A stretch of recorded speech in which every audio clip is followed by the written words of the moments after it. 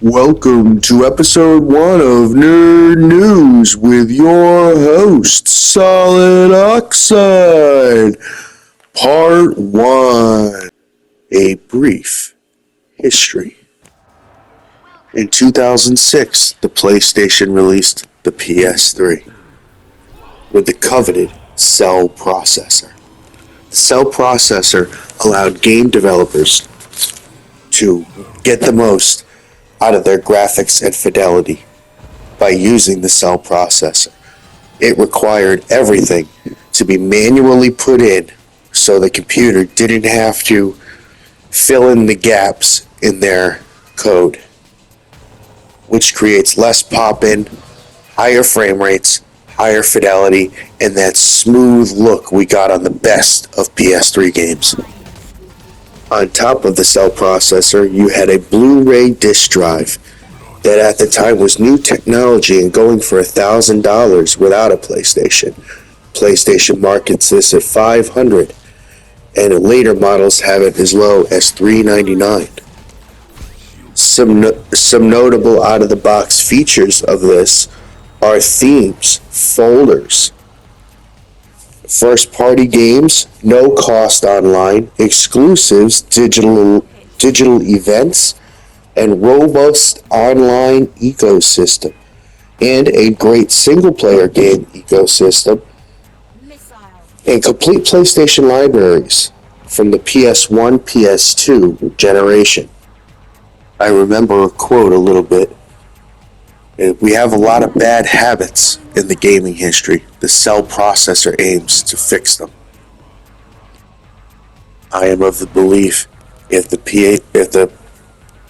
Cell processor was adopted and mainstream by the PlayStation 4, we would not be on these dire straits on the PS5. The PlayStation 4 is the best-selling console in gaming history. It does not have the Cell processor. It has the same graphics chips they use in every console and mainstream PC use,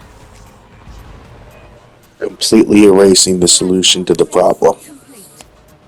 The PS4 generation is widely accepted as the best console generation in gaming history. Customer relations are superb. Exclusives are coming out. Blu-rays, themes, affordability, game sharing, everything runs great. There's variety in a very robust and strong online and single-player ecosystems, with fans sharing their stories and meeting up online to partake in adventures, and it all runs smoothly on the PS4. In my opinion, PS4 ushered in the era of ending Xbox. Market shares go up. Xbox is under Google Stadia as far as market share by the end of the PS4 life cycle. Some notable features on the PS4 and some notable detractors. The PS4 has an online subscription, which the PS3 did not, to match Xbox's greediness. It follows suit with Xbox in having no movies and no TV. Now granted, PlayStation did this before Xbox. I wanted to put that in there before I got shit in the comments. It is not backwards compatible with PlayStations 1, 2, and 3, unless it was ported over digitally, which they make you subscribe for. Now, most of these games do not run off of streaming. They haven't sold them. That's 30 years of video games not accessible on the PlayStation 4. So really, you're not even carrying that ecosystem over to the PS5. It's a brand new ecosystem, which is unforgivable. But by the end of the PS4, the online and single-player ecosystems were still running great, although you did lose about 60% of your PlayStation titles by losing those back catalogs. And that's mainly the reason people stayed with PlayStation. It brought all their progress from the last 3 generations forward. And missing, Part 2, the hard truth.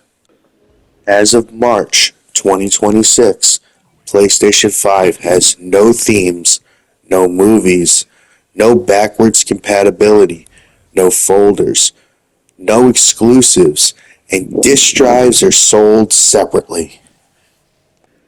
They have made themes into ads while simultaneously not allowing you to access your own. Every app you use has training wheels on it, cross-platform. You cannot use mods on your games even though you have the same game as the game on PC. And surge pricing in a monopoly. Greed, greed, greed. The way I see it, they said fuck doing it the right way after the PS3 direction adopted an Xbox strategy as far as, just make money. Just sell. And they cut all the features. Everything that we love about PlayStation was bought and sold for parts. There's nothing here. The first parties, there's still things releasing on the PlayStation 4. So what is the PS5? We don't have themes. We don't have exclusives. The ecosystem sucks ass.